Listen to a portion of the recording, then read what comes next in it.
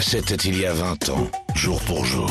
Le matricule 466-64 sortait enfin de prison. Un tiers d'une vie passée dans les geôles de Robben Island, au large du Cap, qui fit de Nelson Mandela le plus célèbre prisonnier politique du monde. 27 ans d'emprisonnement pour avoir défendu la simple idée que l'Afrique du Sud appartenait à tous ceux qui y vivaient. Le réalisateur Joël Calmette a voulu révéler l'homme méconnu qui se cache derrière l'icône du personnage emblématique de la lutte contre ce racisme d'État qu'était l'apartheid. En utilisant le vouvoiement dans sa narration, il dresse ici un portrait admiratif et unique d'un des hommes les plus respectés de la planète.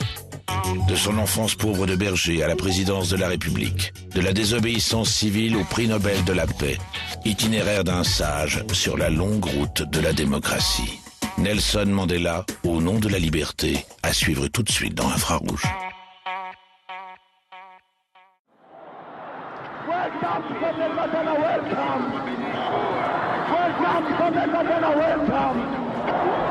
Welcome, our leader, welcome.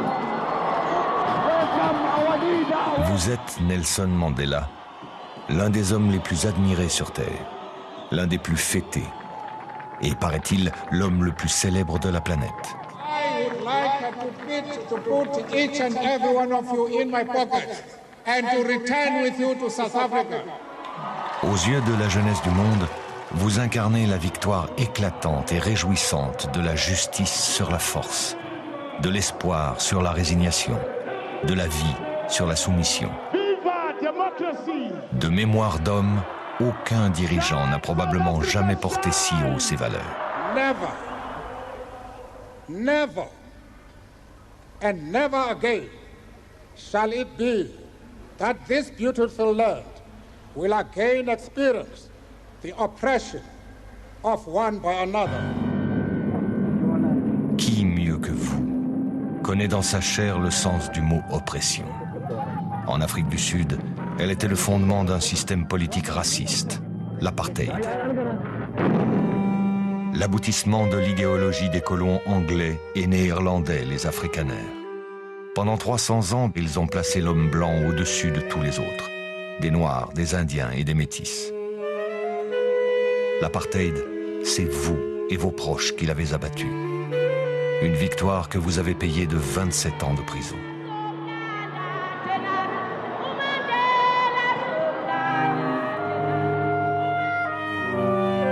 Lorsque vous êtes libéré, la terre entière se réjouit. Vous étiez un nom, désormais vous avez un visage. Mais qui êtes-vous vraiment, Nelson Mandela? Rares sont ceux qui vous connaissent réellement. À recueillir leurs confidences se dessine votre portrait, celui d'un homme secret dont la vie, pour le bonheur de l'humanité, s'est transformée en destin.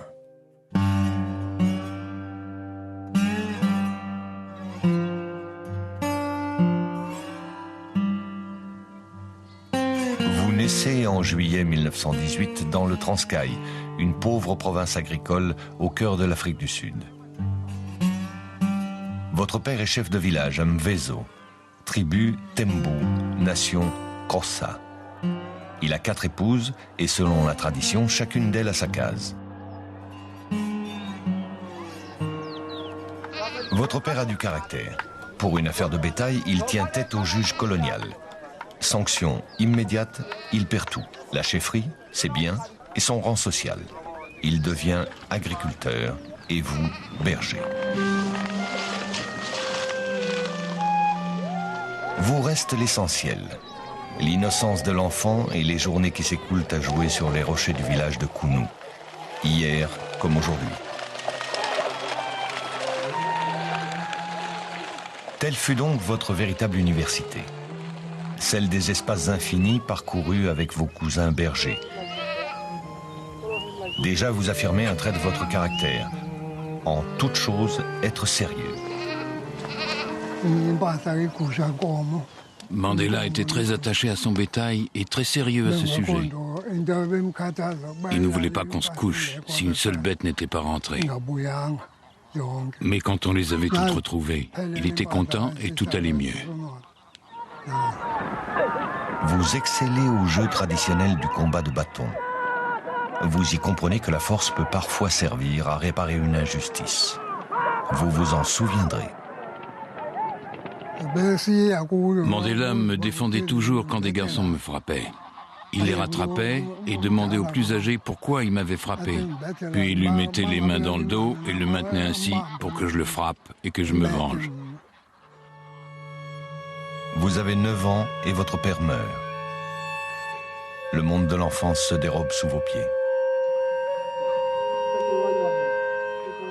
Le roi du village de Mkwekwezweni, en souvenir de votre père, décide de vous élever comme son propre fils, qui s'appelle Justice.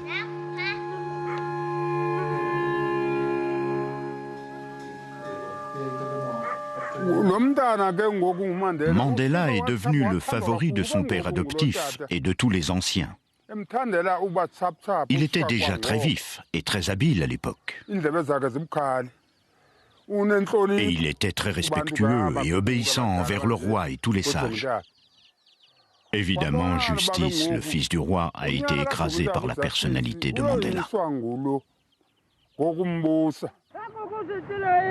Peu à peu, votre vie bascule.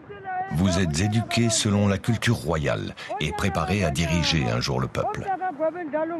Dans la tradition, la recherche du consensus est l'art politique par excellence. Vous ne l'oublierez jamais.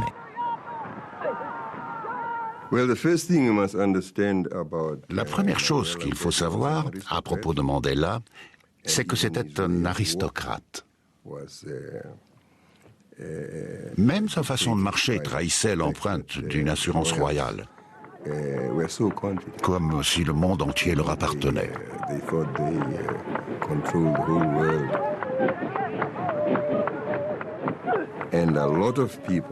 Et si autant de gens se rallient à Mandela, ce n'est pas tant parce qu'il incarne l'ANC, mais parce que c'est aussi un chef. Cela compte énormément.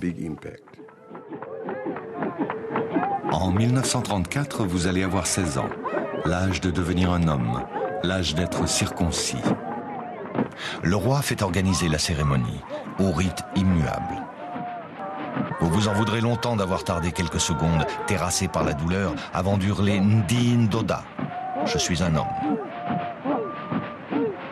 Les festivités terminées, la hutte que vous occupiez est brûlée. Votre enfance disparaît symboliquement dans les flammes.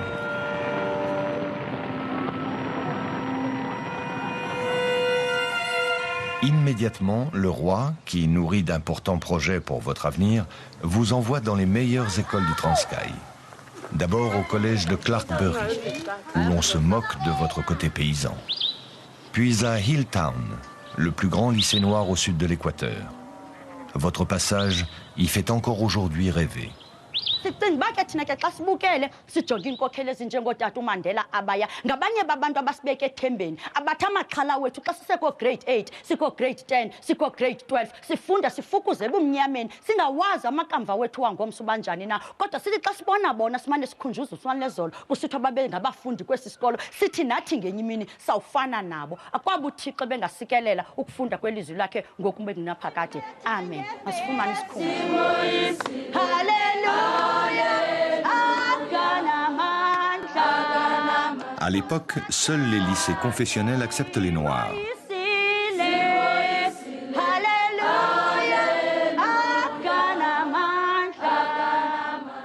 Monsieur Mandela n'est pas à proprement parler quelqu'un de religieux, mais c'est un homme de foi. Il est croyant, mais pas pratiquant.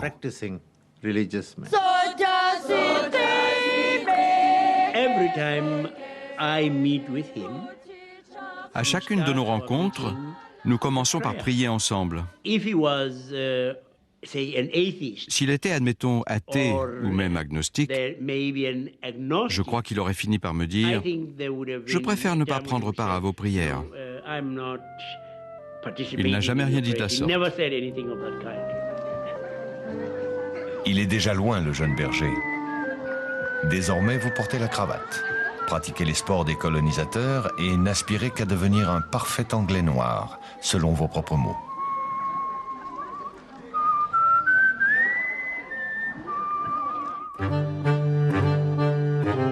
Vous avez 20 ans. première photographie. Votre regard est sérieux, votre port altier, votre visage déterminé.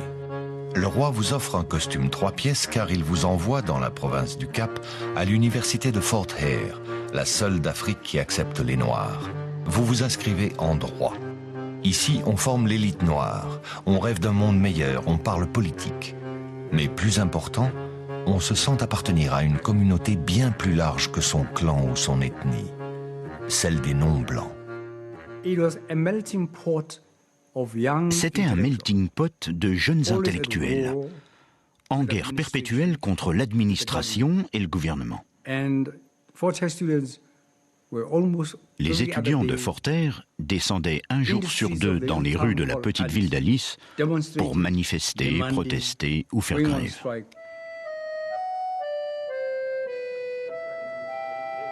Un jour, en tant que délégué des élèves, vous affrontez sans ménagement l'administration à propos de la qualité de la nourriture. Sanction immédiate, vous êtes renvoyé. Quel avenir vous reste-t-il? Le roi est furieux. Il vous choisit une femme à épouser et vous ordonne de rentrer au village. Votre réponse est inimaginable. Impensable. Vous refusez. Car vous vous sentez à l'étroit dans la tradition. Vous ne serez jamais chef de village.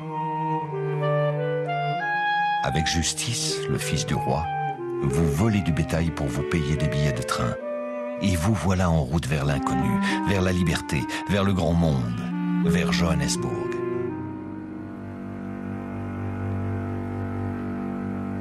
Cette décision va changer le cours de l'histoire. Pour survivre, vous trouvez un petit boulot dans une mine d'or. Vous êtes gardien. C'est là que vous découvrez l'injustice, la discrimination, l'exploitation, les salaires de misère. Pourtant, votre pays est très riche. Son sous-sol regorge de charbon, d'or et de diamants. Mais ce sont les Blancs, 20% de la population, qui en tirent tous les bénéfices. Au début de la guerre, nombre d'entre eux ont failli apporter leur soutien à Hitler. Rapidement, vous trouvez un poste de stagiaire dans un cabinet d'avocats. Vous y rencontrez votre premier ami blanc. Sidelski, notre patron, a décidé de donner sa chance à un noir. C'était très rare en 1942, vous pouvez l'imaginer. Nelson et moi avons partagé le même bureau pendant presque 3 ans. On était assis côte à côte. Évidemment, nous sommes devenus amis. On se racontait nos problèmes. Un jour, notre patron, Sidelski, lui accorde une augmentation et lui demande « Nelson, qu'est-ce que tu vas faire avec cet argent ?» Et Nelson lui a répondu « Je vais acheter des bougies pour étudier plus longtemps la nuit. » Votre logement ne fait que 9 mètres carrés. Pourtant, vous direz y avoir vécu vos plus belles années. Vous vivez à Alexandra, un immense quartier noir de banlieue. Belle leçon d'humanité, l'entraide et la solidarité y conjurent l'extrême pauvreté.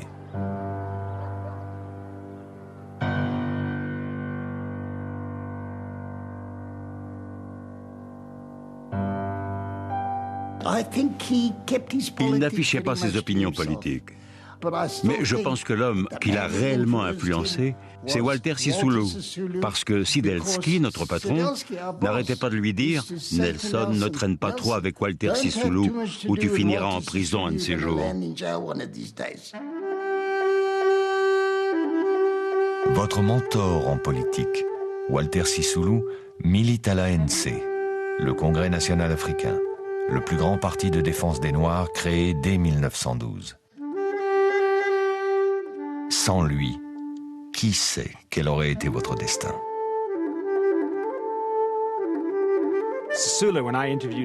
Sisulu, lorsque je l'ai interviewé, m'a dit « Un jour, Nelson Mandela est entré dans mon bureau et j'ai vu un vrai leader. On ne peut pas devenir un mouvement de masse si on n'a pas un vrai leader. Et j'avais devant moi ce beau jeune homme, intelligent et charismatique. Et là, je me suis dit, voici le futur leader de l'ANC. »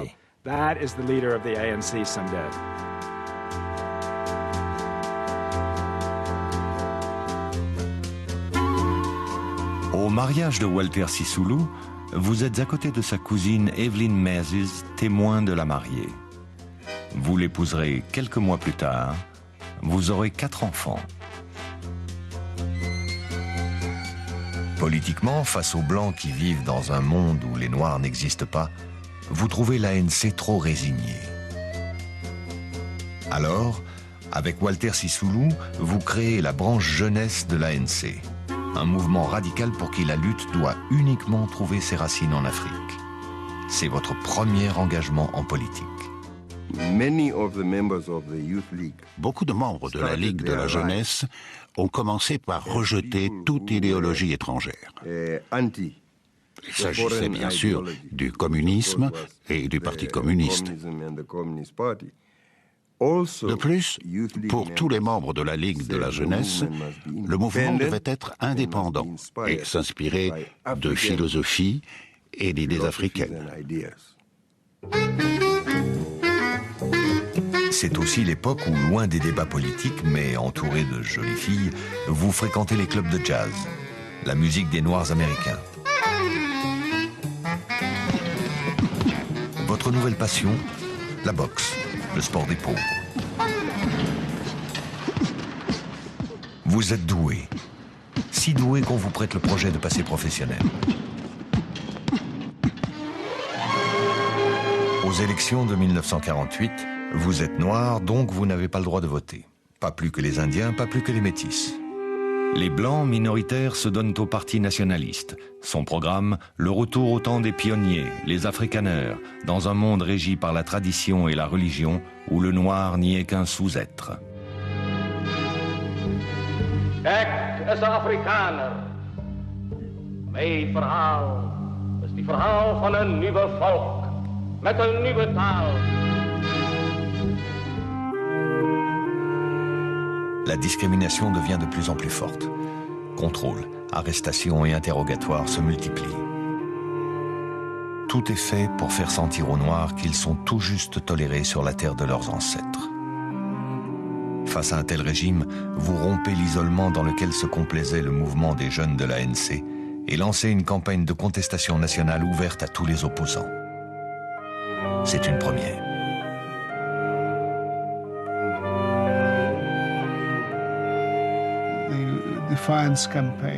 Au cours de la campagne de protestation nationale, Mandela reconnaît être passé d'une position africaniste à une position non raciale. C'est là que l'on commence à formuler le slogan « L'Afrique du Sud appartient à tous ceux qui l'habitent ». In Johannesburg, premier city of South Africa, thousands of colored people went to attend a protest meeting called by the African National Congress, the first move in a campaign that may lead to civil disobedience. La désobéissance civile, c'était une des méthodes que nous préconisions. Cela nous a amené inévitablement à la non-violence et à la résistance passive dans la tradition de Mahatma Gandhi. Nous avons été à bonne école et nous avons appris à nous organiser et collecter des fonds à la manière de Gandhi. Pourquoi avez-vous rarement parlé de Gandhi? Seriez-vous gêné qu'on vous compare à lui? Lui qui vécut 22 ans en Afrique du Sud? Lui qui a été victime du racisme des Blancs et en a tiré sa théorie de la non-violence? Lui qui, comme vous, est devenu une légende vivante? Seuls vos proches, vos très proches, ont recueilli vos confidences. Monsieur Mandela tient Gandhi en très haute estime. Il en parle toujours en des termes très élogieux. J'ai toujours pensé qu'il avait été profondément inspiré par le Mahatma Gandhi et par sa non-violence. Avocat, comme Gandhi, vous ouvrez un cabinet en 1952. Le premier cabinet d'avocats noirs d'Afrique du Sud. Petite provocation, vos bureaux font face au tribunal de Johannesburg où ne siègent que des Blancs. Leur cabinet ne désemplissait pas. Pour beaucoup de Noirs, c'était une manière d'exprimer leur confiance en eux que de se faire défendre par un avocat noir. Il y avait même des paysans car on parlait leur langue. Leurs clients étaient très pauvres.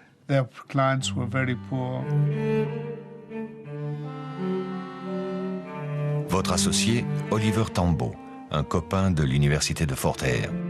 Il deviendra président de l'ANC. Quand vous serez emprisonné, c'est lui qui alertera le monde entier et vous sauvera de l'oubli.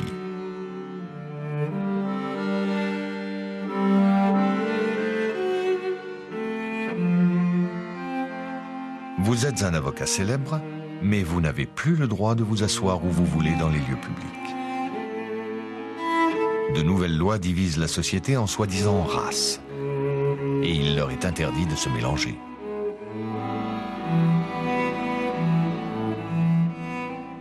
Avec des dizaines de mouvements d'opposition, vous adoptez une charte des libertés qui prône l'avènement d'un régime multiracial démocratique gouverné par le peuple. Le Parti communiste clandestin soutient la charte des libertés. En pleine guerre froide, cela donne au gouvernement un prétexte pour arrêter tous les responsables de l'opposition, dont vous, Nelson Mandela.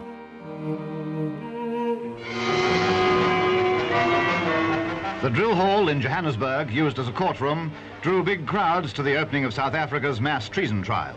152 people, Africans, Indians, Cape Coloreds and Europeans, are accused of plotting to overthrow the government and other treasonable activities. There was strong support for the prisoners from thousands, mostly African, who gathered outside. And later, there was rioting. La procédure s'éternise pendant des années. Faute de preuves, tous les accusés sont acquittés. Une caméra amateur saisit votre joie à l'énoncé du verdict.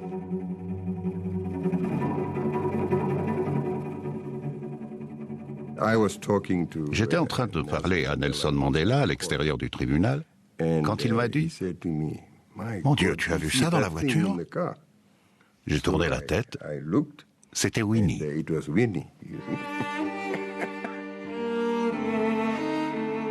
Jeune travailleuse sociale, votre nouvelle épouse Winnie deviendra au fil des ans l'icône de l'ANC et l'incarnation de la souffrance du peuple. Son surnom, la mère de la nation. Ensemble, vous aurez 2 enfants. Votre nouvel ennemi, c'est lui, Hendrik Verwoerd, qui fut un temps proche des jeunesses pro-nazis. En 1958, il gagne les élections et assume avec cynisme l'apartheid, le nouveau nom du racisme d'État. Our policy is one which is called by an Afrikaans word apartheid. And I'm afraid that has been misunderstood so often. It could just as easily, and perhaps much better, be described as a policy of good neighborliness, accepting that there are differences between people.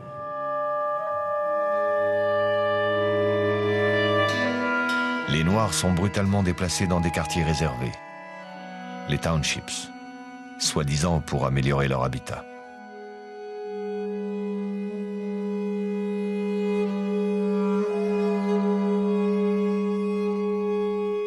Tous, vous devez porter en permanence un laissez-passer pour justifier que vous avez le droit d'être où vous vous trouvez. Alors la violence est partout. Le drame était inévitable. Il porte un nom, Sharpeville.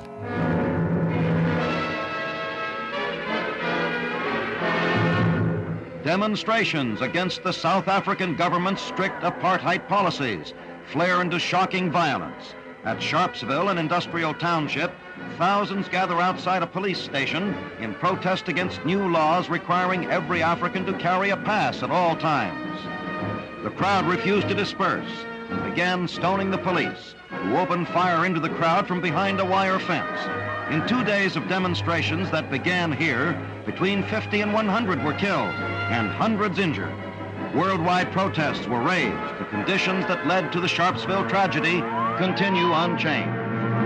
Sharpeville was some of the worst things that happened. Sharpeville est une des pires atrocités de l'apartheid dans les années 60. Les massacres de Sharpeville ne peuvent pas être mesurés, mais je les situerai tout en haut ou tout en bas sur l'échelle de l'inhumanité. En quelques semaines, l'histoire s'accélère. Votre parti, l'ANC, est interdit. L'état d'urgence est proclamé. En Angleterre, de plus en plus de voix stigmatisent l'apartheid. L'Afrique du Sud quitte le Commonwealth et proclame son indépendance.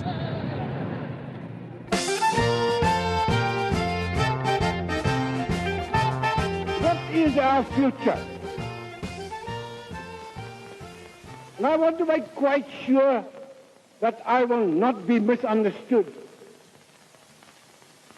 I see our republic, the republic of the English and the Afrikaans-speaking alike, governing what is the heritage of white South Africa. Vous êtes désormais seul face aux fascistes. Aucun espoir n'est permis, alors vous entrez en clandestinité. Un journaliste anglais parvient malgré tout à vous retrouver. C'est votre première interview. The Africans want the franchise on the basis of one man, one vote. They want political independence. We have made it very clear in our policy that South Africa is a country of many races. There is room for all the various races in this country. Now, if Dr. Verwoerd's government doesn't give you the kind of concessions that you want sometime soon, is there any likelihood of violence? There are many people who feel that the reaction of the government to our stay at home, ordering a general mobilization, arming the white community, arresting 10,000s of Africans, the show of force throughout the country, notwithstanding our clear declaration that this campaign is being run on peaceful and non-violent lines, close the chapter as far as our methods of political struggle are concerned. Quand il a dit « le chapitre est clos », ça voulait évidemment dire « prenons les armes ». M. Mandela est très méticuleux dans tout ce qu'il entreprend. Donc, il a voulu faire des essais. Il a fabriqué une bombe avec des camarades. Je n'étais pas présent. Et ils sont allés la tester non loin de Johannesburg. Une de ses recommandations essentielles était « quand on pose une bombe, il ne doit y avoir aucun blessé ». Votre campagne de sabotage ébranle le régime. Vous partez à l'étranger chercher des soutiens militaires supplémentaires. L'Afrique du Sud est dans le bloc occidental. Alors, en pleine guerre froide, les pays socialistes vous soutiennent. URSS, Algérie, Chine, Tanzanie, Cuba. Des camps d'entraînement militaires secrets fleurissent en Afrique. Ils réunissent bientôt des milliers de volontaires.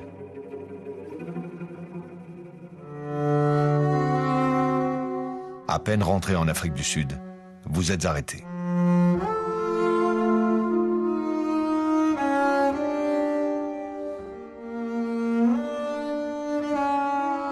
Accusé de sortie illégale du territoire et d'appel à la grève, c'est en costume traditionnel Xhosa que vous vous présentez au tribunal. Il a décidé d'assurer sa propre défense et a prononcé un discours devenu célèbre. Pourquoi, moi, un noir, je devrais comparaître devant un magistrat blanc? Le procureur est blanc, l'huissier est blanc, il y a quelque chose d'anormal ici.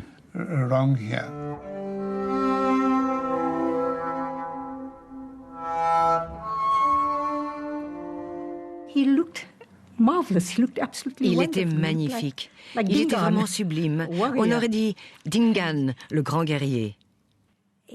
Je le revois encore debout devant ses juges quand ils l'ont condamné à 5 ans d'emprisonnement en 1962. Nous étions sidérés. Mais je me disais à moi-même, 5 ans, ce n'est pas si long. Il sera libéré avant 5 ans et le combat continuera. Ce n'est pas 5 ans que vous allez passer en prison, mais 27.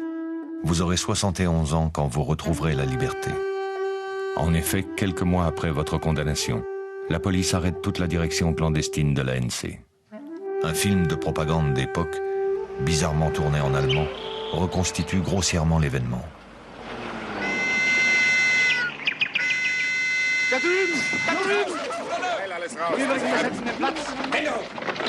De nombreux documents trouvés sur place vous compromettent. Avec vos camarades de l'ANC, vous êtes accusé de tentative de coup d'État.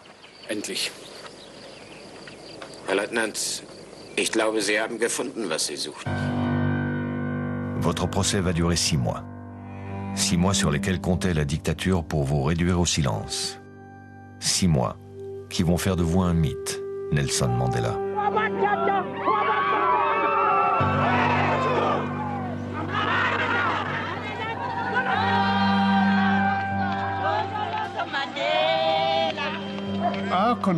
Notre but était d'éviter la peine de mort. Essayer d'obtenir l'acquittement était hors de portée.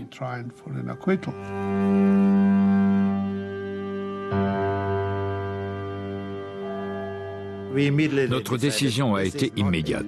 Ce n'est pas un procès ordinaire, c'est un procès politique. Juridiquement, c'était perdu. On devait se battre politiquement.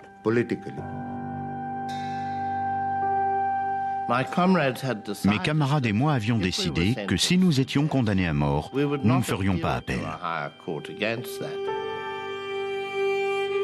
I have cherished the idea of a democratic and free society in which all persons will live together in harmony and with equal opportunities.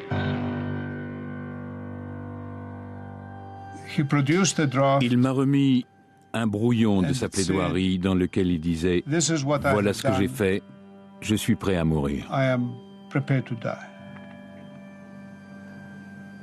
Je l'ai parcouru et je lui ai dit « Tu sais Nelson, on pourrait t'accuser de rechercher le martyr. Je ne crois pas que tu aies envie de mourir. Tu as envie de vivre. Pourquoi tu n'ajouterais pas simplement les mots « si nécessaire, je suis prêt à mourir ». It is an idea for which I hope to live for and to see realized. But my Lord, if it needs be, it is an ideal for which I am prepared to die. Un silence impressionnant régnait dans le tribunal. C'était un moment très intense, très dramatique. Et j'ai réalisé qu'il disait « Pendez Nelson Mandela, pendez Walter Sisulu, pendez Dennis Goldberg, pendez-nous tous ». Le sentiment qui m'a envahi n'était pas la peur, mais la fierté d'être là où j'étais.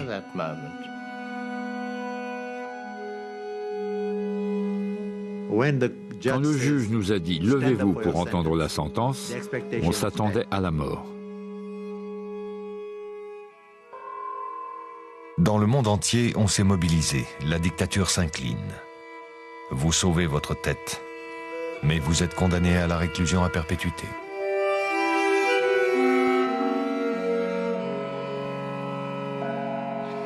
As a result of this life sentence, have you lost hope?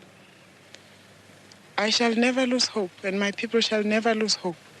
In fact, we expect that the work will go on.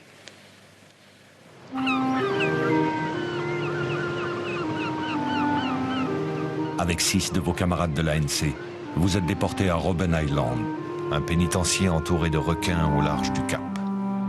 Depuis des siècles, on y meurt.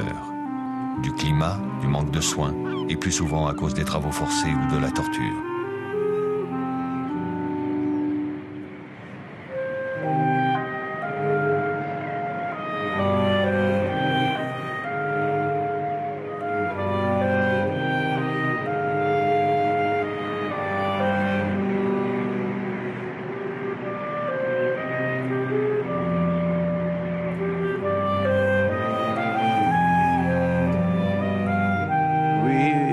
Nous avons été condamnés aux travaux forcés.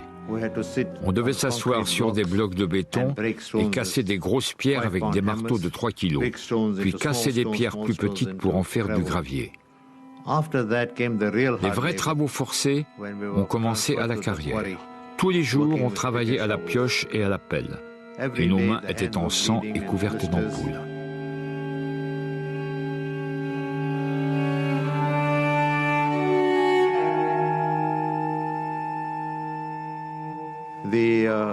Un jour, les gardiens ont convoqué Mandela et lui ont dit « On est prêt à vous exempter de travail et à vous accorder une alimentation et un habillement à part. » Et il a dit « Non, je ne veux aucun traitement de faveur, je suis un prisonnier comme les autres. » 10 heures de travail par jour, aucun chauffage dans les cellules, seulement 2 visites autorisées chaque année, un courrier systématiquement censuré.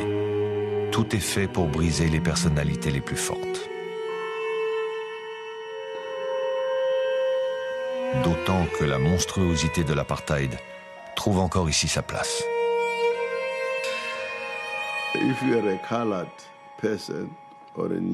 Si vous étiez métis ou indien, vous aviez droit à des pantalons longs, à des chaussures convenables et à une veste pour le froid. Mais les Noirs comme moi n'avaient droit qu'à des culottes courtes.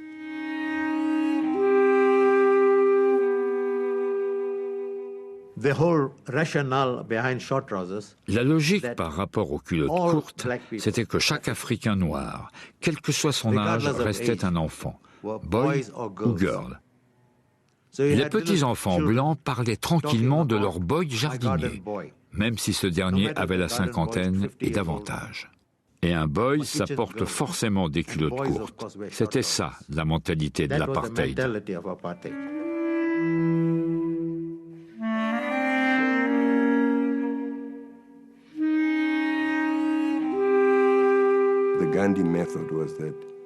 La méthode de Gandhi, face à l'emprisonnement, c'était, pour ainsi dire, de prendre le contrôle de la prison. L'arme principale de l'État envers le détenu consistait à l'isoler en tant qu'individu. Comme Gandhi l'a montré, il fallait s'organiser dans la prison et organiser les détenus.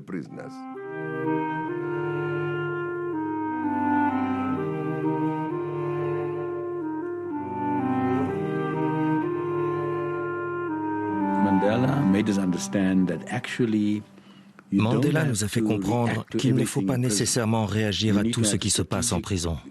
Il faut une stratégie d'ensemble, avec des buts et des objectifs bien définis, puis œuvrer lentement mais sûrement à la réalisation de ces objectifs. Ceux d'entre nous qui avions une vision politique ne nous sommes jamais un seul instant laissés aller au pessimisme. Pour nous, la victoire était certaine. Ce n'était qu'une question de temps.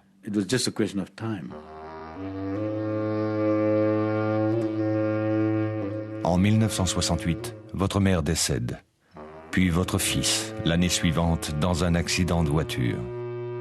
À chaque fois, on vous refuse d'assister aux obsèques. Vous restez seul face à vos souffrances. Il n'y a que le combat politique qui vous maintienne en alerte. Mandela m'a persuadé d'apprendre avec lui l'Afrikaans, la langue de l'oppresseur. Et il a employé un argument intéressant car j'étais un jeune homme très remonté et très hostile à cette idée. Il m'a dit « Mac, tu es d'accord que nous sommes engagés dans une longue guerre ?» J'ai répondu « oui ». Mandela a continué. Nous sommes les généraux dans notre camp, mais pour gagner la guerre, nous devons comprendre comment raisonnent les généraux dans le camp ennemi. C'est vrai, je lui ai répondu. Et il a continué. On ne peut pas tendre une embuscade à l'ennemi si on ne sait pas comment le général dans le camp d'en face réfléchit.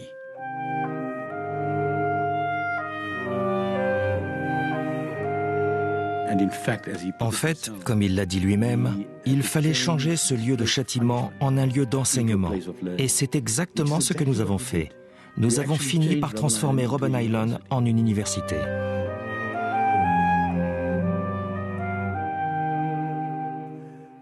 Monsieur Mandela était un vrai fanatique quand il s'agissait des études, y compris avec sa famille.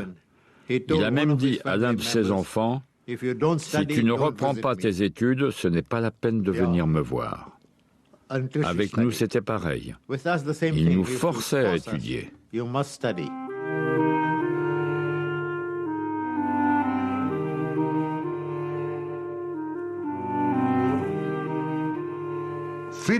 La liberté viendra et nous devons nous former afin de mieux combattre pour notre libération. Et lorsque la liberté viendra, être capable de diriger le pays. Alors étudiez, étudiez, étudiez. Déjà 13 ans que vous êtes incarcéré et aucun espoir de libération.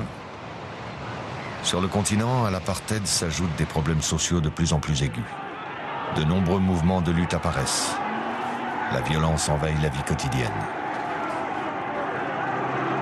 L'ANC et le Parti communiste, décimés, prônent la retenue. Les jeunes des townships, eux, n'ont rien à perdre. La situation explose dans la banlieue de Johannesburg, à Soweto.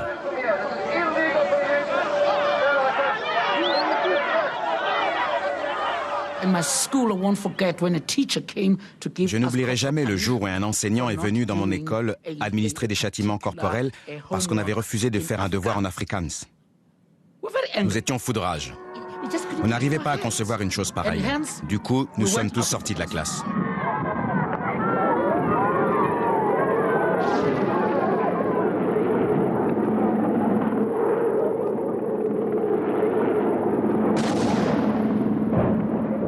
Le gouvernement a voulu imposer la langue afrikaner à l'école.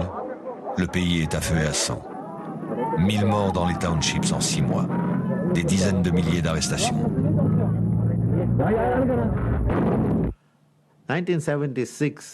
1976 a été un tournant historique. L'exemple pratique de comment on peut se débarrasser de la peur.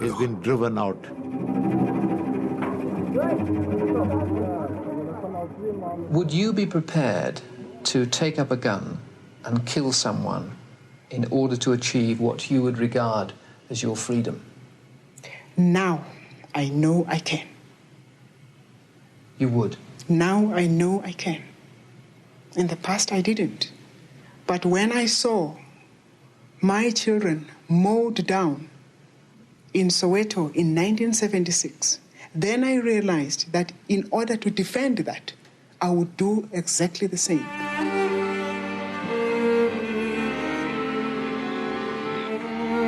I was sentenced 5 years. J'ai été condamné à 5 ans d'emprisonnement à Robben Island.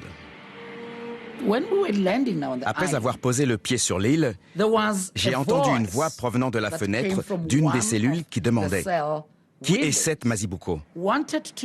Ça, c'est moi. Et un vieux prisonnier qui venait à Robben Island pour la seconde fois m'a dit « Tu viens d'entendre Mandela. »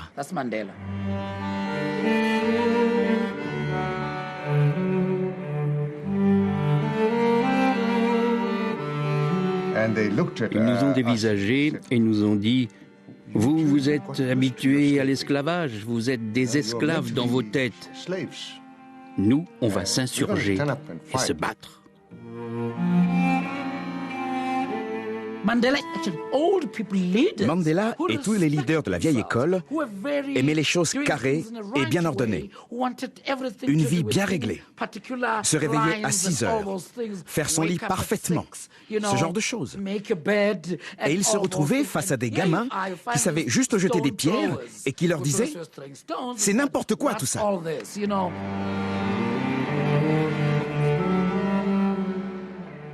Au bout d'un moment, Mandela et Sisulu leur ont dit « Vous êtes en prison à présent. Vous pouvez tuer une dizaine de matons, mais vous serez pendu, ou vous resterez plus longtemps en prison. Tant que vous êtes là, vous devez vous former, progresser afin de mieux servir le peuple une fois dehors. »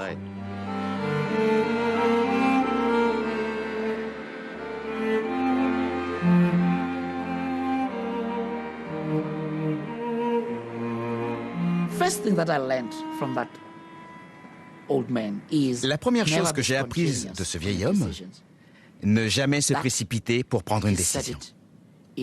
Ça, Mandela le disait dans tous les messages qu'il nous adressait. Ne jamais se précipiter pour prendre une décision. Premier point. Deuxième point, ne pas s'éloigner de son ennemi, mais plutôt le garder à l'œil pour mieux surveiller toutes ses manœuvres. Même quand il s'apprêtera à vous tirer dessus, vous saurez à quel moment il charge son arme. Troisième point, toujours consulter largement. Dès que Mandela avait une question à débattre, il consultait tout le monde.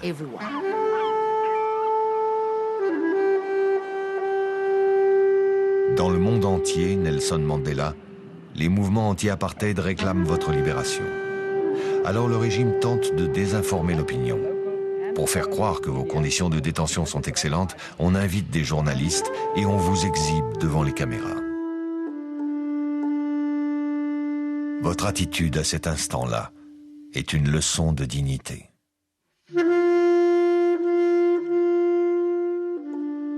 Ce seront les seules images de vous tournées durant vos 27 années d'incarcération.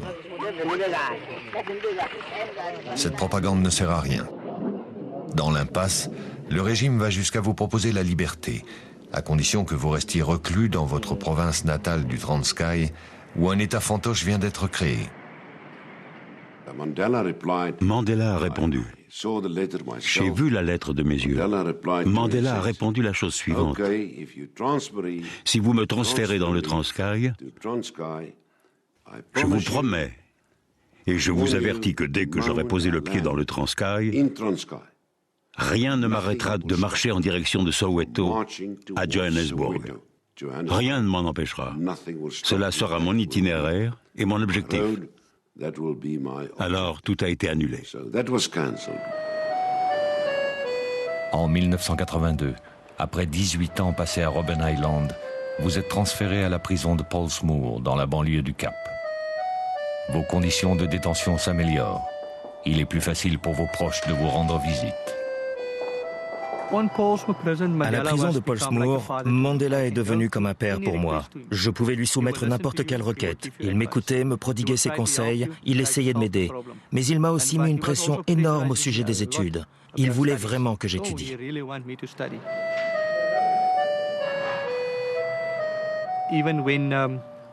Quand les consultations avec les avocats ou certaines visites étaient placées sur écoute, je portais un micro-espion sur moi. Mais en me grattant l'oreille, je m'arrangeais toujours pour lui faire comprendre. Ainsi, il pouvait faire passer son message à ceux qui surveillaient ses propos.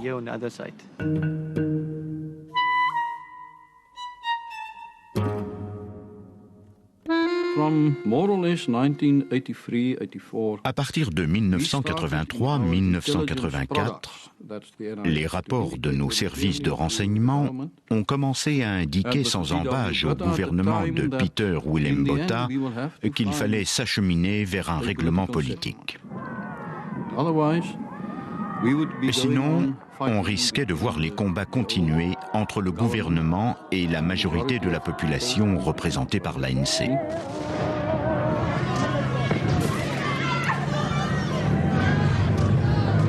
À l'étranger, les manifestations se multiplient contre l'Afrique du Sud, dirigée d'une main de fer par Peter Willem Botha depuis 1978. Le monde entier continue de réclamer votre libération. Un boycott économique de votre pays se met en place. Le régime n'a plus le choix.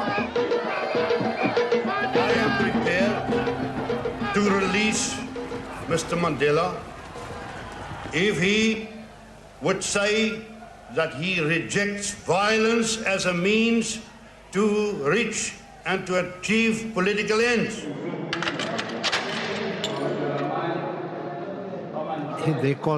Mandela a été convoqué par le directeur qui lui a dit « Voici la déclaration du président Botha. Vous, vos camarades et tous les prisonniers politiques dans le pays seraient libérés si vous prenez un certain engagement. » Nous en avons parlé toute la nuit et nous avons refusé.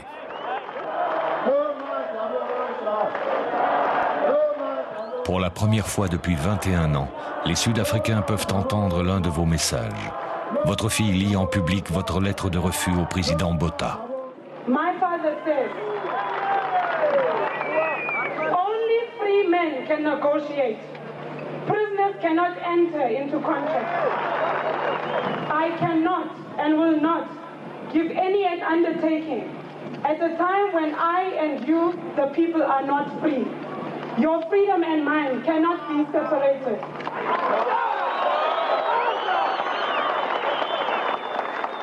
I will return. Amanda!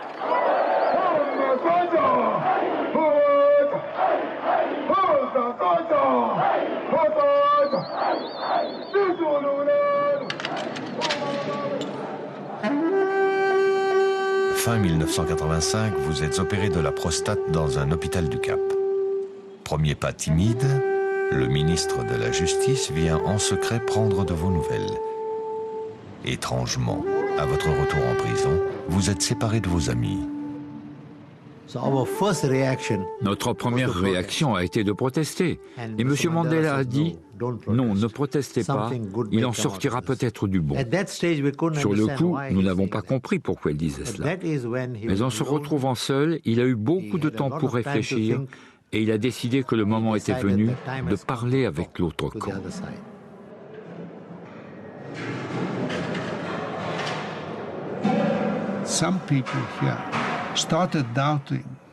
Certains ont commencé à douter de l'état de santé de Mandela. Ils se demandaient s'il aurait assez de force et de discernement pour résister aux tentatives de discréditer le Congrès national africain ou sa propre personne.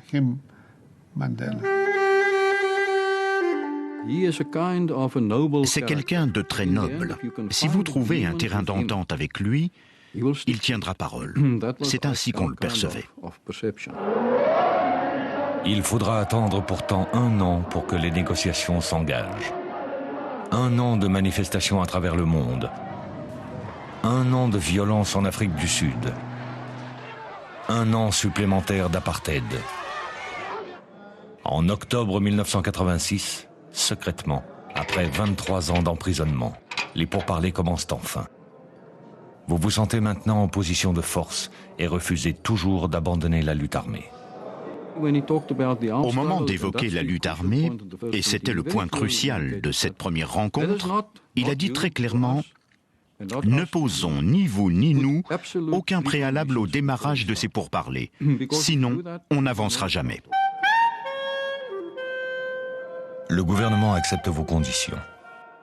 Neil Barnard viendra vous rencontrer 46 fois avant votre libération. 46 fois, pour être bien sûr que vous n'êtes plus le militant jusqu'au boutiste des années 50. 46 fois pour négocier la transition démocratique.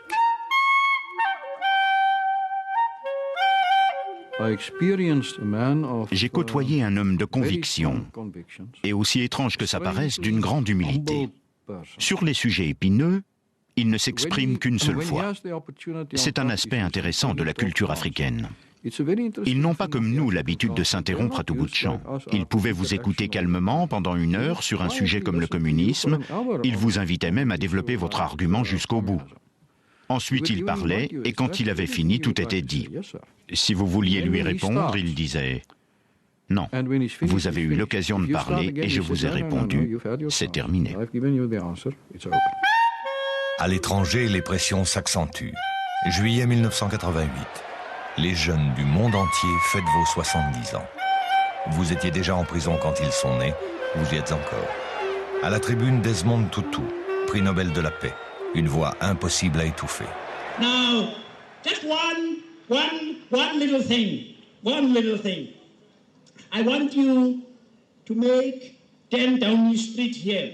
I want you to make Pretoria here. I want you to make Colesmore here. And this is the last thing. what do we want? Now you say, free Nelson Mandela now. Right? What do we want? No. They don't hear that, man. Try again. What do we want?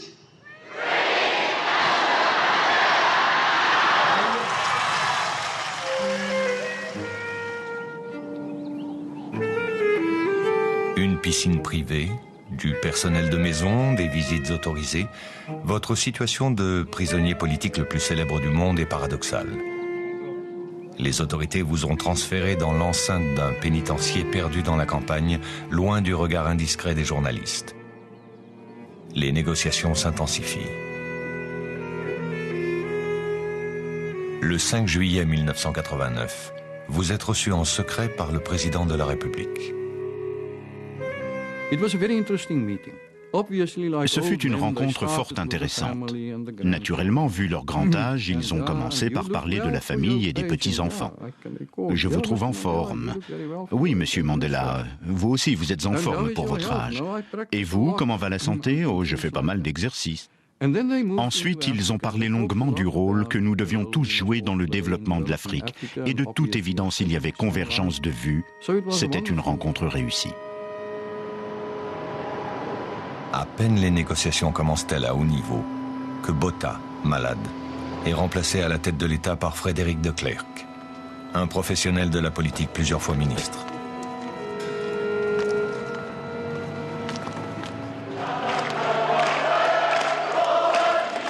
Premier signe de changement, des dizaines de milliers de personnes sont autorisées à manifester au Cap.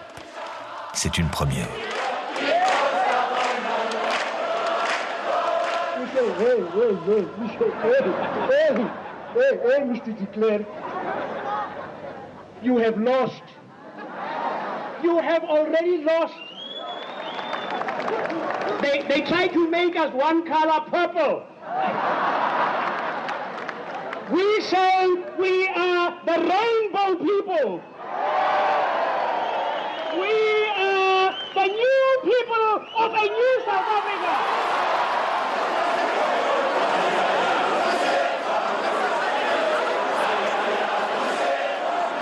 Quelques semaines plus tard, avec votre accord, vos principaux compagnons de lutte sont libérés, après 26 ans d'incarcération.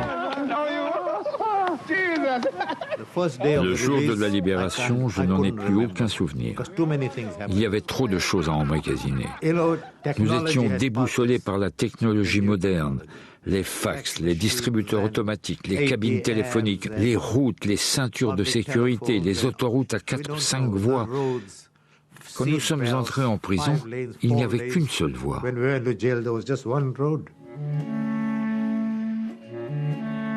2 mois plus tard, vous reprenez la route de la présidence de la République. Le président de Klerk vous y attend. Ce soir-là, nous avons soigneusement évité d'aborder les sujets sérieux. C'était juste une première prise de contact. J'en ai retiré l'impression que ce n'était pas un homme amer, ce que je trouve remarquable. L'absence d'amertume est l'une des choses les plus remarquables chez Mandela.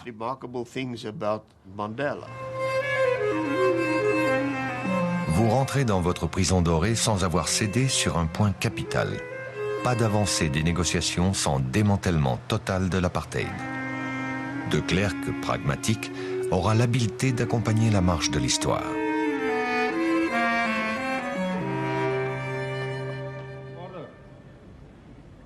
The prohibition of the African National Congress, the Pan-Africanist Congress, the South African Communist Party and a number of subsidiary organizations is being rescinded.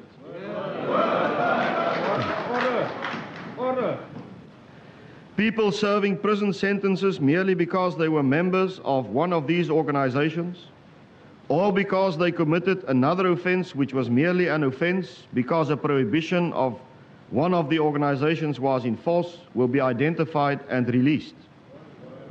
Lorsque M. de Klerk a annoncé la légalisation de toutes les organisations, y compris Umkhonto we Sizwe, la branche armée du Front de Libération, et qu'il allait libérer M. Mandela, Le geste était si ample qu'il nous a pris au dépourvu. Je me souviens m'être assis et m'être demandé « Et maintenant on fait quoi ?» Même Umkhonto Wesizwe n'est plus interdit. Our victory for every South African, black and white, we are going to be free, all of us together. Bientôt la liberté. Vous avez 71 ans et l'avenir de l'Afrique du Sud repose sur vos épaules.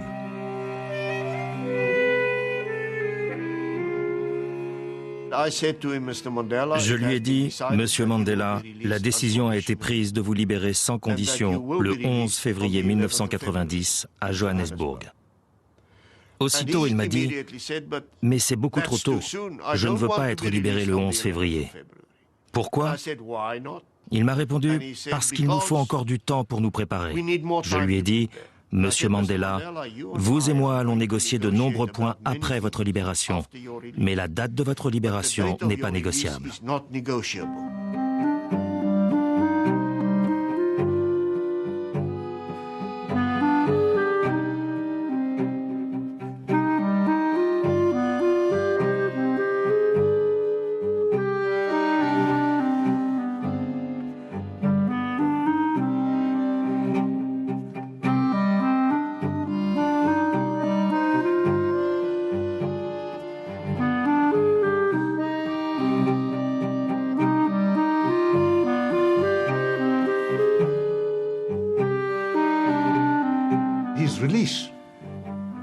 Sa libération a été un catalyseur énorme.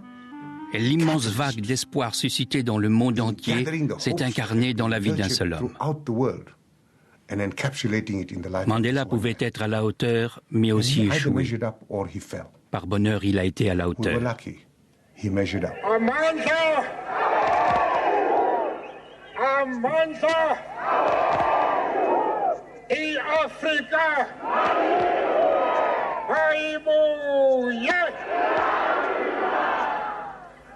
It is our belief that the future of our country can only be determined by a body which is democratically elected on a non-racial basis.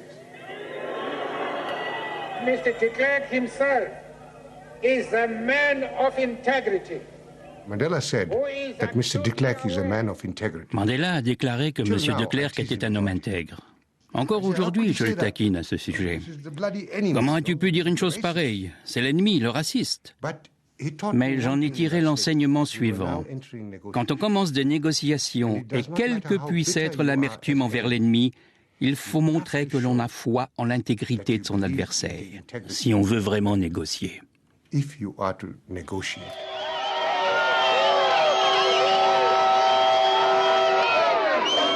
2 jours plus tard, ils sont des centaines de milliers d'habitants de Soweto, votre banlieue de Johannesburg, à fêter votre retour. Depuis 27 ans, vous étiez un nom. Dans un instant, vous aurez un visage.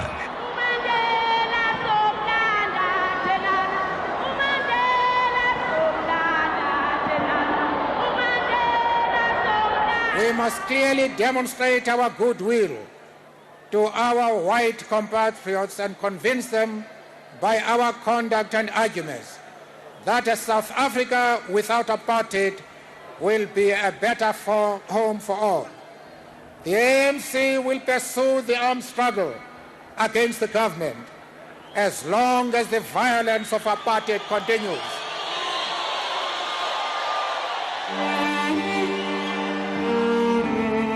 Tout le monde veut vous approcher, vous toucher, vous arracher un sourire ou un regard.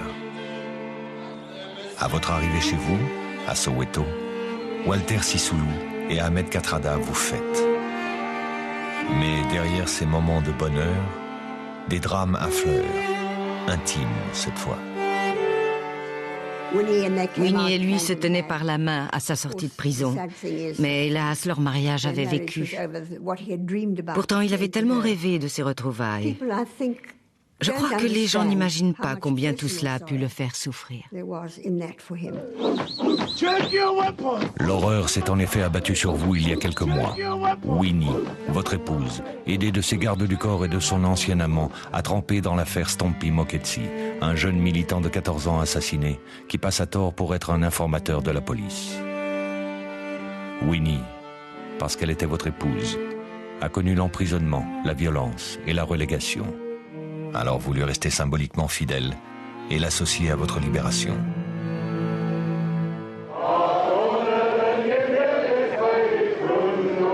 Vous catalysez la haine de l'extrême droite. Elle ne cache pas sa fascination pour les nazis.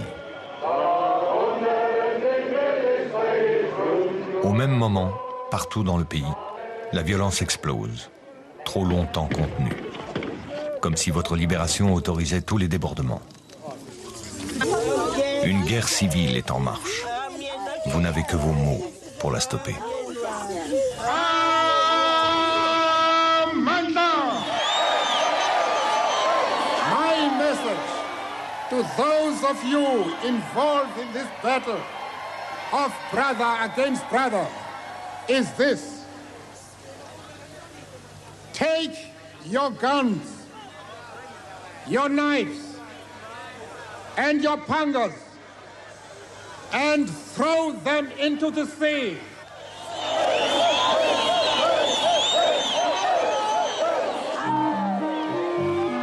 L'enthousiasme que la jeunesse vous porte déborde largement les frontières sud-africaines. Vous offrez à l'Afrique le visage d'une fierté qu'elle n'avait peut-être jamais osé montrer. Plus d'un homme s'en serait enivré et aurait cru la victoire acquise. It is quite clear that the government is not yet prepared to meet us. And you can't expect us, therefore, to make any concessions with the government. Votre combat pour abattre l'apartheid est loin d'être terminé. Il va durer d'interminables années.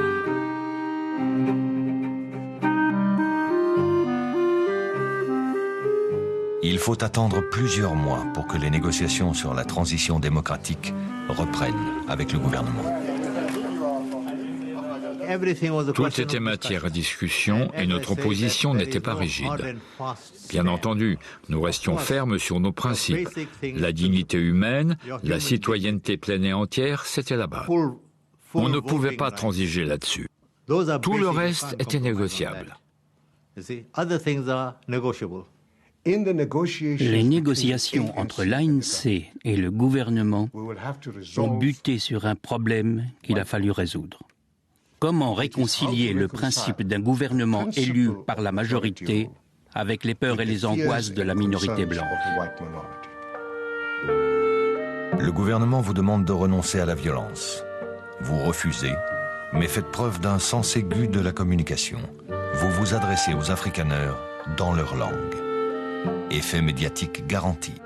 Langa Gemeenschap, insluitende die Afrikaners, niks te vrees het van die ANC nie.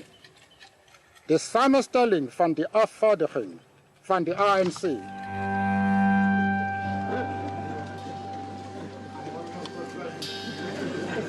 I would like to say that the discussions took place in a friendly atmosphere. There was opportunity for straightforward discussions. We talked straight. I must tell you that 27 years ago, when I went to jail, I had no vote. And 27 years thereafter, I still have no vote. And that is due to the color of my skin. À l'heure où vous négociez la réconciliation nationale, un nouveau vent de violence embrase le pays. Les extrémismes se déchaînent. L'histoire se précipite dans l'abîme. À ce moment-là, le gouvernement sud-africain a lâché ses chiens de guerre. Des unités violentes qui assassinaient des gens dans les townships. Les partisans de la force espèrent que vous réagirez à la violence par la violence. Ils auraient ainsi un prétexte pour maintenir en place l'apartheid. We do not see why so many people should have been killed when the government has got a very strong, efficient, and well-equipped army and police force. And we are very critical of the way the government is handling the matter. Votre refus de céder à la violence impressionne et renforce vos soutiens dans le monde entier. On vous y accueille comme un chef d'État. On salue votre courage, on vous élève au rang d'icône.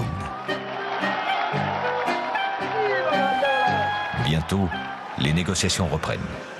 Vous êtes plus fort que jamais et les aborder sans avoir formellement renoncé à la violence. Une position inacceptable pour le président de Klerk. We will have a party with a pen in the one hand and claiming the right to still have arms in the other hand. And that, in essence, cannot be conducive to a really peaceful process and to real negotiation.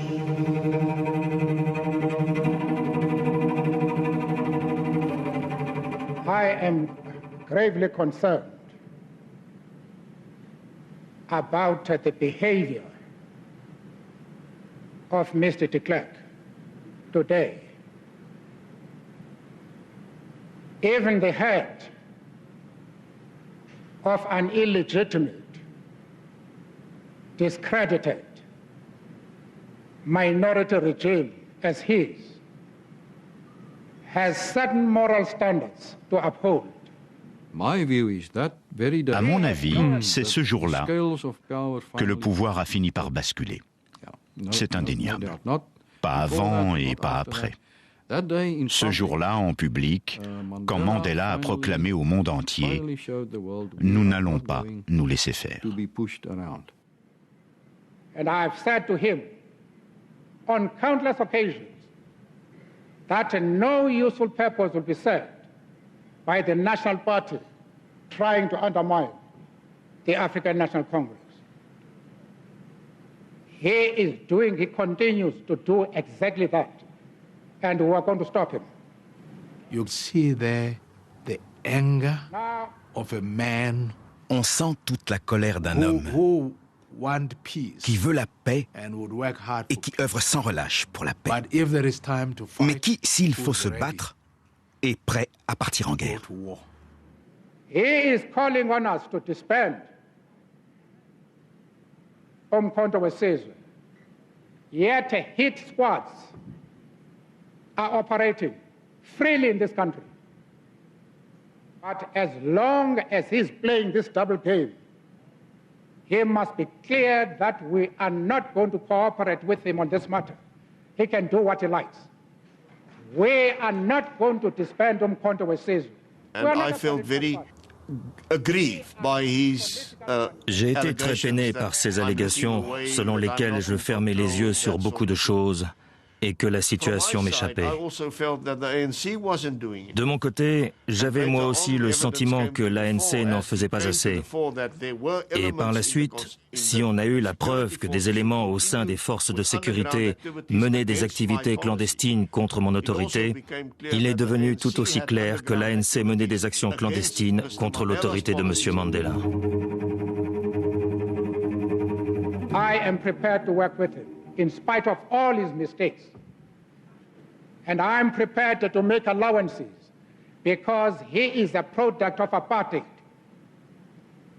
Although he wants these democratic changes, he has sometimes very little idea what democracy means.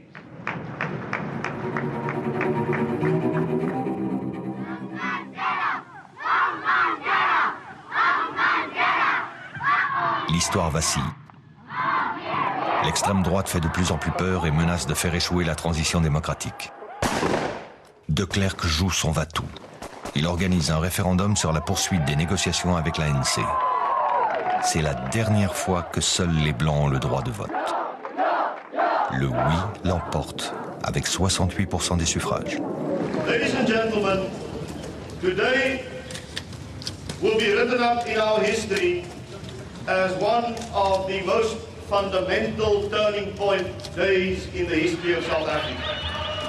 Today we have closed the book on apartheid.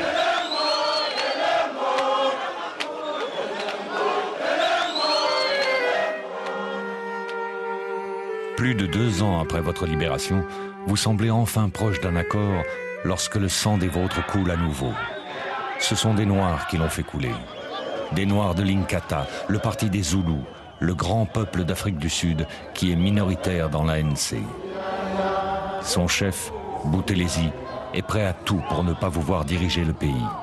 Tout, c'est-à-dire déclencher une guerre avec l'ANC. Elle va faire des milliers de morts.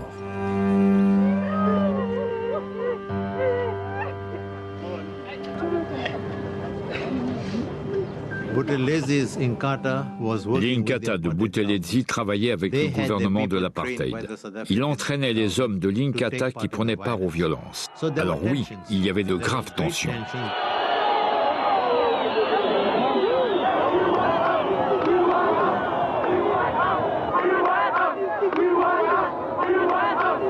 I can no longer explain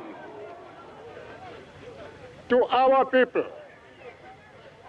why we continue to talk to a government, to a regime which is murdering our people, which is conducting war against us.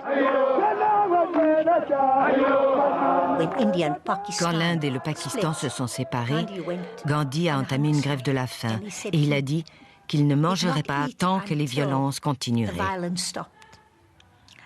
Alors j'ai dit à Nelson, « Pourquoi tu ne fais pas ça ?» Il m'a regardé et m'a dit, « Je ne peux pas faire ça. Je ne suis pas Gandhi. Je ne peux pas. » Vous montez des opérations villes mortes dans tout le pays et organisez d'impressionnantes démonstrations de force. Elles rassemblent pacifiquement des millions de personnes. Plus que jamais, le peuple est derrière vous.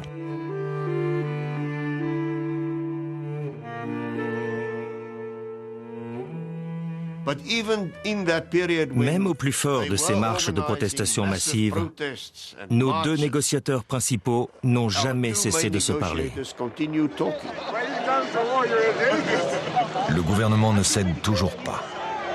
Alors pour le faire chanceler, l'ANC démantèle violemment les frontières du Bantoustan du Ciskaï, un État fantoche réservé aux Noirs selon les lois de l'apartheid.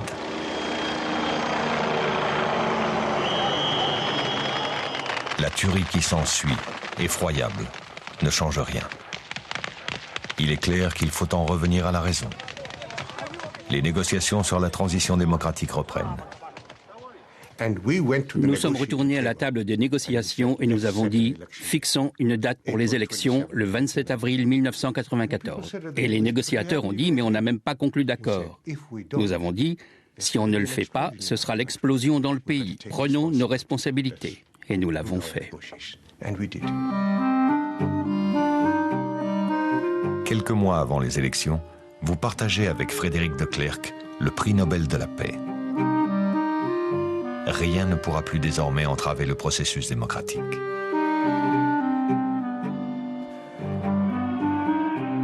Vous avez 76 ans et comme un jeune homme, vous entamez votre première campagne électorale.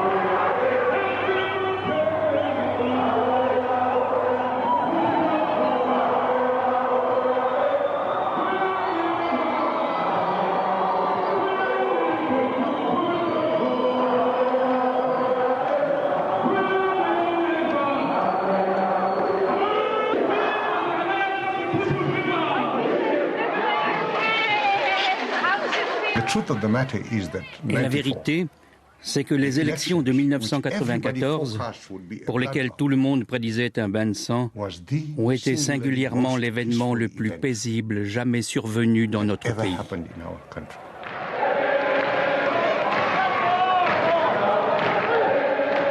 avec plus de 60% des voix, vous devenez le premier président d'une Afrique du Sud démocratique multiraciale. Le combat de toute une vie. Jamais l'Afrique n'avait reçu tant de chefs d'État en même temps. Tous sont là et célèbrent à travers votre victoire celle du faible sur le puissant, du droit sur la force, de l'espoir sur la résignation. I, Nelson Rolihlahla Mandela, do hereby swear to be faithful to the Republic of South Africa. So help me God.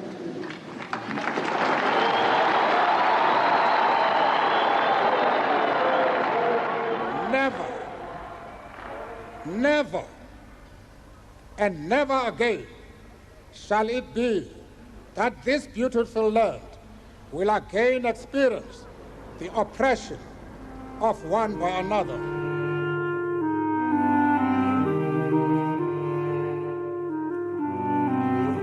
À peine élu, vous surprenez en annonçant la composition de votre gouvernement. Fidèle à votre tactique, pour mieux les surveiller, vous confiez en effet un ministère à tous vos anciens ennemis. Ils sont tous là. De Klerk à la vice-présidence, Buthelezi, le chef zoulou aux affaires intérieures, et même à l'énergie Pik Botha, l'ancien ministre des Affaires étrangères de l'apartheid. Monsieur Mandela trônait souvent tel un vieux sage, toujours prêt à écouter ce que l'autre avait à dire. S'il n'était pas d'accord avec vous, il vous le disait poliment et avec courtoisie. Et c'était très efficace, bien plus que la manière forte ou l'autoritarisme. Votre présidence ne pouvait être que bien particulière. Le monde entier vous rend visite. Poser à vos côtés est un honneur. Avoir droit à l'accolade, le signe d'une supposée proximité. Mais le must, c'est vous avoir comme guide à Robben Island. Vous vous prêtez de bonne grâce à tous ces jeux médiatiques conscients d'incarner le visage d'une Afrique du Sud apaisée. Tout de suite après son élection, Nelson Mandela a commencé à porter ses chemises aux couleurs un peu criardes, que l'on appelle depuis chemise Mandela. Un jour, je lui ai dit qu'il avait un goût abominable. Et vous savez quelle a été sa réponse? Il m'a dit, c'est très amusant venant d'un homme qui porte une robe en public.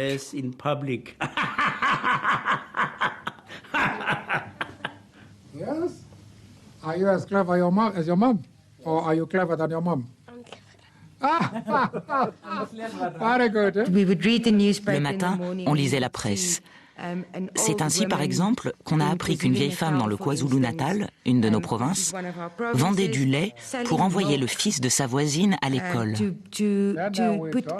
Mandela a téléphoné à cette femme et l'a invitée à venir déjeuner avec lui à la présidence. C'est le genre de personne que Mandela admire. C'est ça qui le rend vraiment unique. Comme tous les grands tacticiens, vous n'êtes jamais là où on vous attend. 1995, Johannesburg. Finale de la Coupe du Monde de rugby, Afrique du Sud, Nouvelle-Zélande. Nous étions dans les vestiaires quand on a frappé à la porte et Mandela est entré. Personne ne s'imaginait qu'il viendrait. Personne ne s'attendait à ce qu'il porte le maillot des Springboks.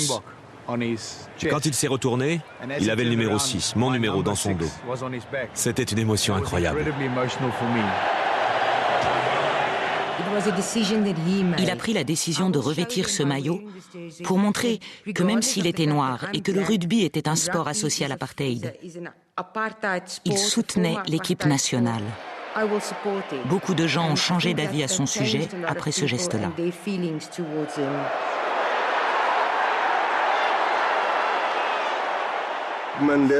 Mandela a été un grand communicateur, un génie de la communication. La communication à un tel niveau, ce n'est pas quelque chose qui se décide dans une salle de réunion. Cela relève du génie.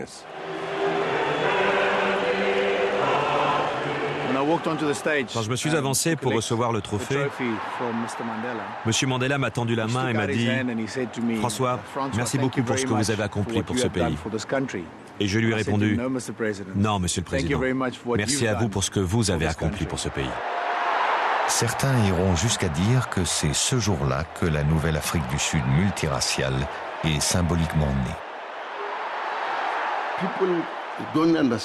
Les gens ne comprennent pas pourquoi, après avoir été traités comme nous avons été traités et jetés en prison, une fois libérés, nous parlons de travailler ensemble avec nos anciens oppresseurs.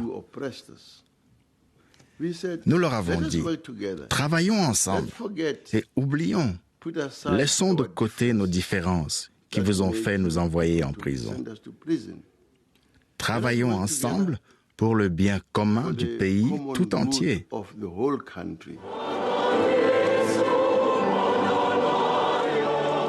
Ordinary South Africans are determined that the past be known, the better to ensure that it is not repeated. They seek this not out of vengeance, but so that we can move into the future together. The choice of our nation is not whether the past should be revealed, but rather to ensure that it comes to be known in a way which promotes reconciliation and peace. Votre désir de réconciliation transgresse les limites usuelles de la justice. En 1996, vous instaurez une commission Vérité et Réconciliation que vous confiez à Desmond Tutu. Pendant 2 ans, des milliers de victimes parleront à leurs bourreaux. Certaines leur pardonneront et éviteront aux criminels des dizaines d'années de prison. With the helicopter method, they put a stick behind your knees and you were hung upside down. Once this was happening, you were suffocated.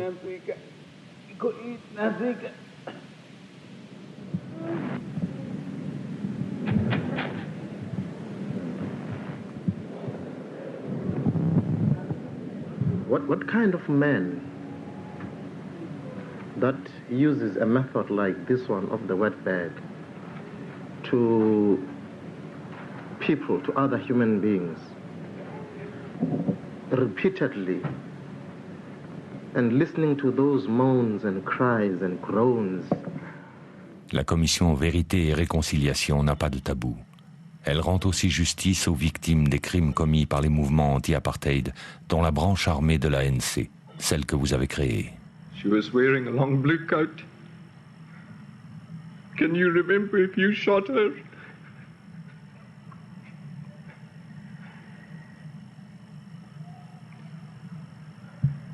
I would like to hear from each one of you, as you look me in the face, that you are sorry for what you've done.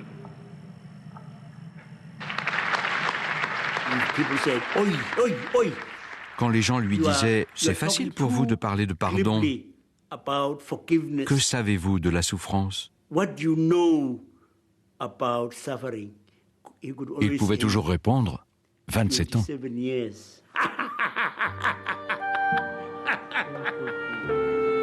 La réconciliation nationale en place, vous parachevez votre action en dotant le pays d'une des constitutions les plus démocratiques au monde. Le temps est maintenant venu de vous occuper enfin de votre bonheur personnel. Pour vos 80 ans, vous êtes entouré d'une multitude d'enfants. Comme pour rattraper toutes ces années perdues en détention où vous n'avez pas vu grandir les vôtres. Ce jour-là est exceptionnel.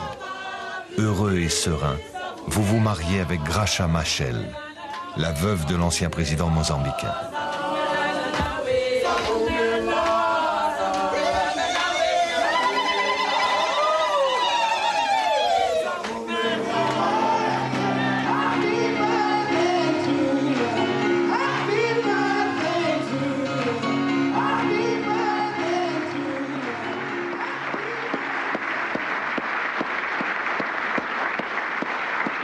Quelques mois plus tard, vous décidez de ne pas briguer un second mandat présidentiel et de vous retirer de la vie politique.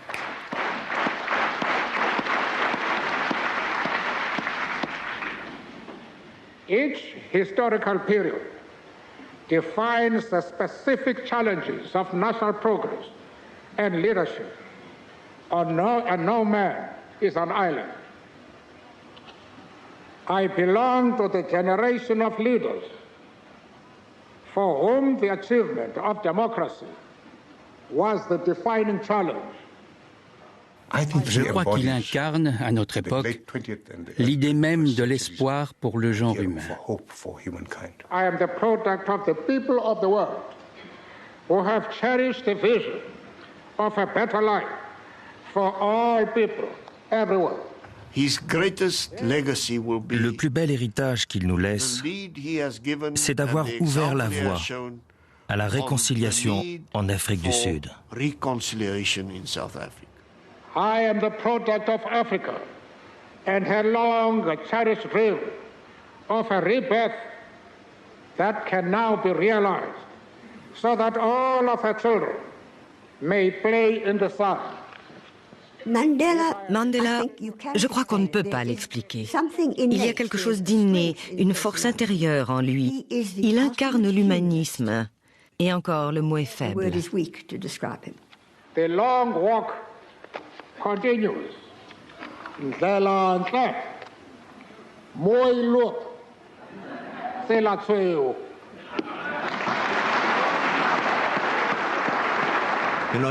Il est plusieurs choses à la fois.